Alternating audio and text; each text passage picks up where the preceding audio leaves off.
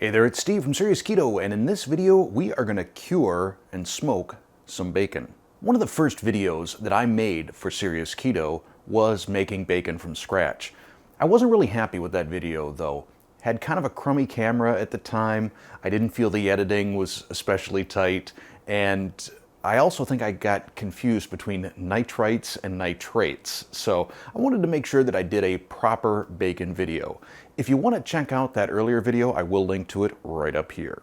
So first off, why would you want to make your own bacon? Well, for one thing, it's cost effective versus buying prepackaged bacon. You're going to wind up saving about 40% by buying a pork belly versus buying prepackaged bacon.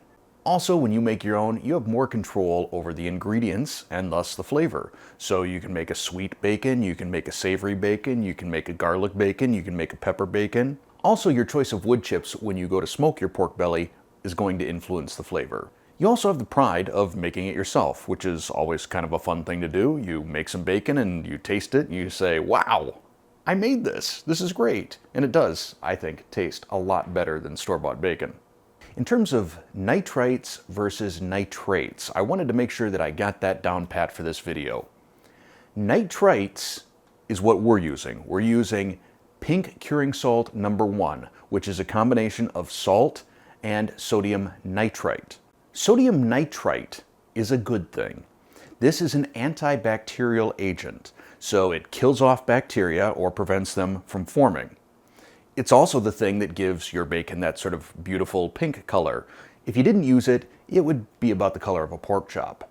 Sodium nitrate, on the other hand, which is found in pink curing salt number 2, this maybe not as good for you. Some studies say that if you consume too much sodium nitrate, it can result in a constricting of your blood vessels, thus higher blood pressure, but we're not using that. We're using sodium nitrite, not nitrate. But now that we got that little bit of science out of the way, let's get to making some bacon. We have just shy of 10 pounds of pork belly here. Now the recipe in Ruhlman's 20 by Michael Ruhlman calls for 3 to 5 pounds of pork belly, so we are going to be doubling his savory pepper bacon cure. Now also, Ruhlman recommends tidying up the ends, but we're not going to do that. I mean, whatever we cut off that's sort of sloppy on the ends, we can just turn that into bacon bits. For our dry cure, we'll start with 6 tablespoons of kosher salt, 2 teaspoons of pink curing salt, sometimes called Prague powder, number 1. 4 tablespoons of the brown sugar substitute of your choice. You could use Sucrin Gold, you could use Swerve Brown. I'm actually going to use Truvia, which does have a little bit of sugar in it, so we're going to add a couple of carbs, but spread across 10 pounds of bacon, it's not going to account for a whole lot. Plus we do rinse the cure off before we smoke our bacon. 2 tablespoons of coarsely ground black pepper, 4 teaspoons of crushed red pepper flake, 8 bay leaves crumbled, and 8 cloves of garlic smashed. I'm going to mix this all together by hand, and then we're going to get this on our pork belly. I've sliced the pork belly in half, and I'm going to place it into a 2.5 gallon or jumbo Ziploc bag.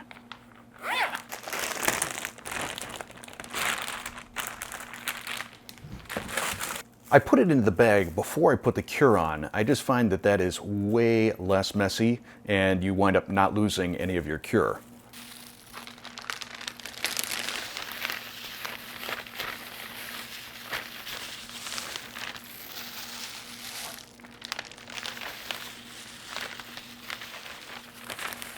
Try and distribute the garlic cloves fairly evenly.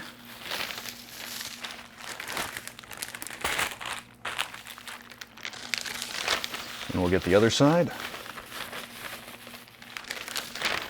I'm going to go a little extra heavy on this side because I plan on laying the other pork belly on top of it. So we wind up getting 2 pork belly sides with 1 application.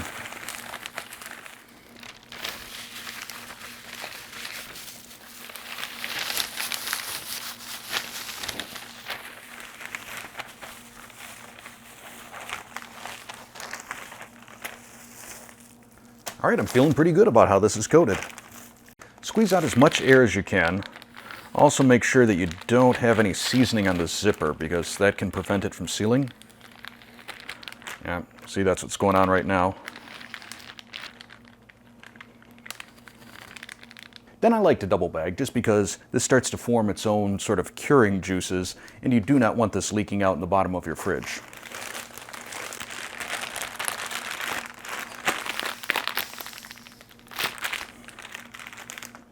Squeeze out as much air as possible and seal. So now we're going to put this into the fridge for a week.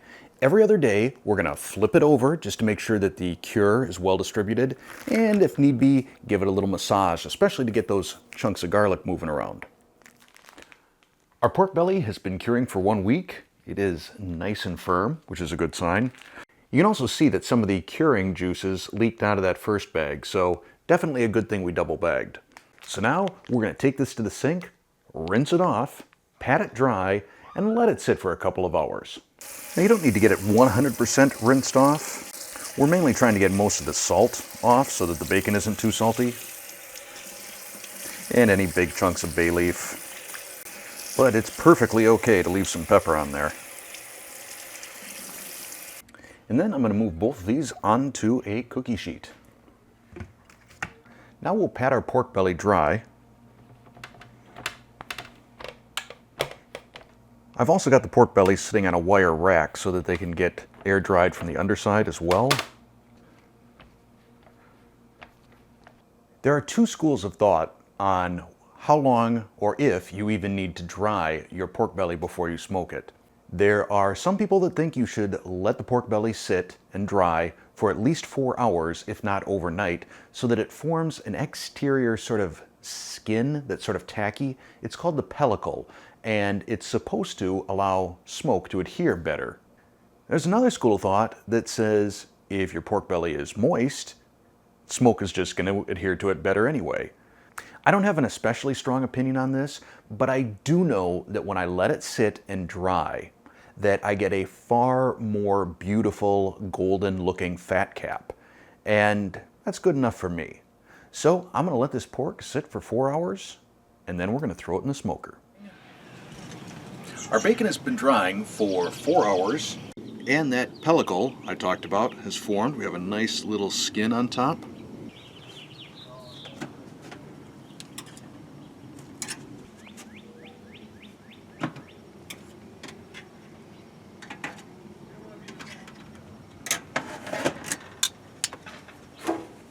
I put an aluminum baking pan beneath the bacon here just to catch any sort of drippings, because smoked pork fat, awesome.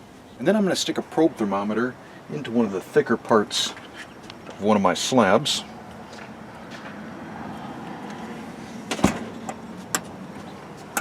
When I'm doing a sweet bacon, usually I will use maple chips. When I do a savory bacon like this, I typically like to use cherry or applewood. I'm going to use cherry.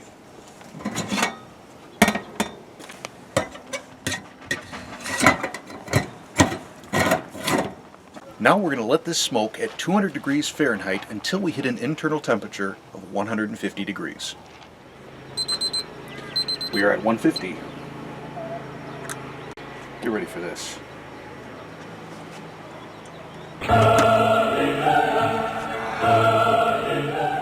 Awesome.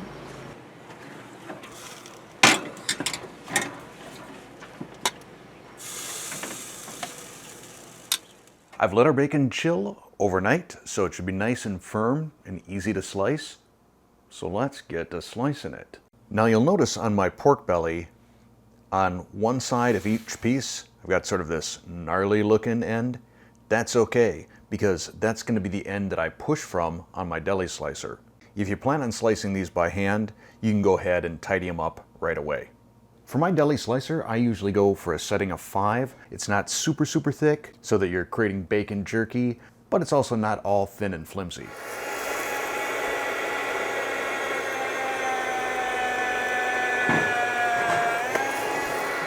So in terms of thickness, a 5 is right about here. I would definitely call that thick cut bacon. For the other half of the pork belly, I'm going to dial this back to 3 and go with a slightly thinner slice, crispier bacon.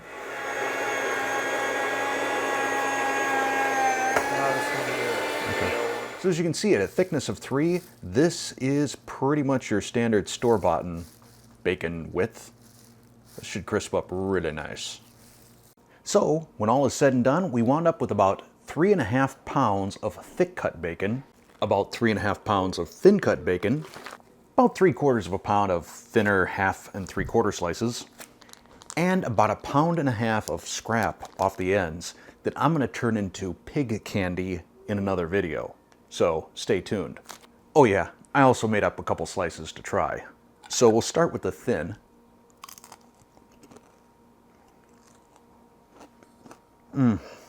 This almost makes me want to cry tears of joy.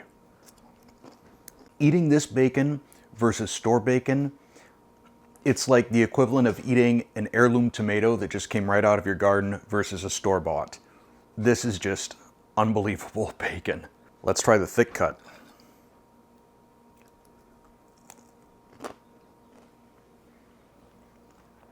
Again, this is just pure happiness right here.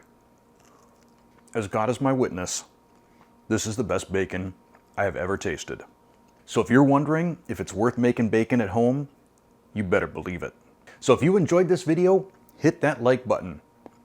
I'm still chewing bacon here. Hit that subscribe button. Hit that bell if you want to be notified whenever I release a new video. And if you want to support Serious Keto, tap that join button and see what some of the options are. Thanks for watching.